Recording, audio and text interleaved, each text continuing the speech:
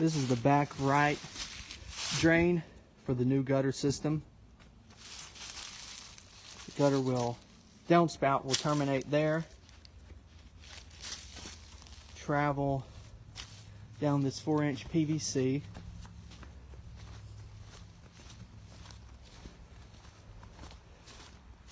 Right here I have a clean out.